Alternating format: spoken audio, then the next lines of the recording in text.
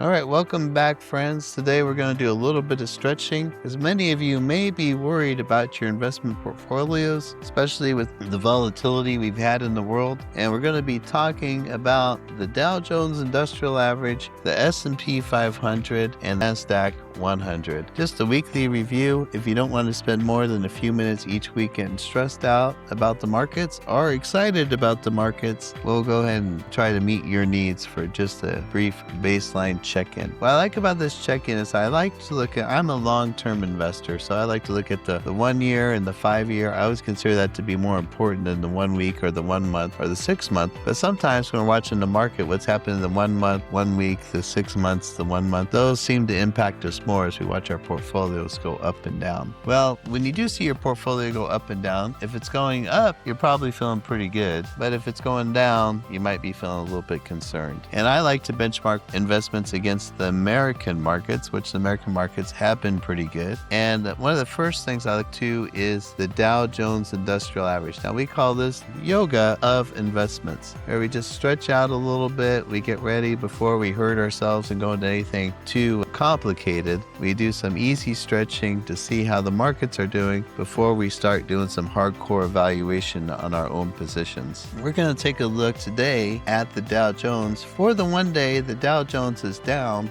0.56%. All right, so that would mean if you had $100 in the Dow, you'd be down 56 cents. Let's take a look at the 5-day in the Dow. For the 5-day, the Dow is actually up 3.11%. If you had $100 in the Dow at Monday, come Friday, you might have $103.11. All right, well, that might not sound like a lot, but imagine if that happened for 50 weeks straight. You'd be up 155%, and you would have about $255. Unfortunately, it doesn't seem like the markets just go straight up. They usually go up and down. So we're going to take a look at the last 1 month. It's been basically flat. It's actually up 0.44, which means if you had $100 in the market, you'd be up 44 cents. Last 6 months, it's actually been positive 5.36%. Now, a lot of times people think, hey, maybe 4% is good in a year, perhaps 8% is good in a year, maybe 10% is good in a year. Well, if the 6 months up 5.36%, you might be feeling like, hey, that's okay. The last 1 year in the market, the Dow Jones has been up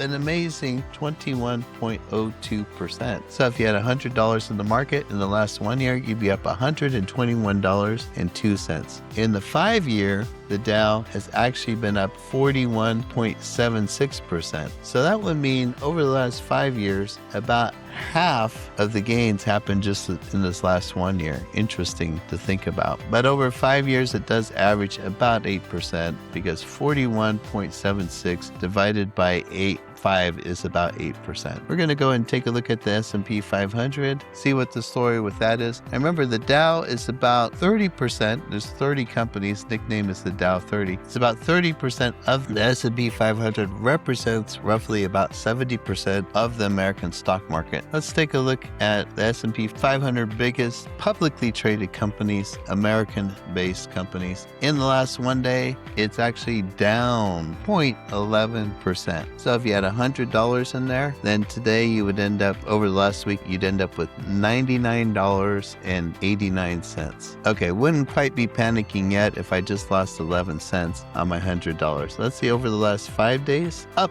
3.48%. That means you made $3.48. Same thing with, as we looked at with the Dow, it doesn't sound like a lot of money, but if it did that every week for 50 weeks, you'd be up about 152.40. So if you had $100 in there, you'd be at $252.40. So imagine that. That's pretty good. Now, the markets don't usually work that way. They're not just like a steady climb up. There are some days when it's up and you feel like you're gaining money, other days when it's down and you feel like you're losing money. One thing we know about the market, there'll be days when the market's up and days when the market's down. So over the last 1 month, month, the S&P is about flat at 0.52%. Now remember, a lot of this is probably due to the uncertainty in the of Hormuz near Iran, where there's been a lot of threatening and saber rattling and some action going on with America and Iran. I think Trump was talking about bombing them back to the Stone Age or something like that. I think everyone was happy that didn't happen, but right now Iran has said, hey, we're not going to halt our nuclear program, and that made the market be pretty much flat recently. But the market was up quite a bit over the last 5 days. I think primarily people were happy that on Tuesday Trump said that we're going to hold off and not bomb all the power plants and bridges in Iran. All right, over the 6 months, the market has been up about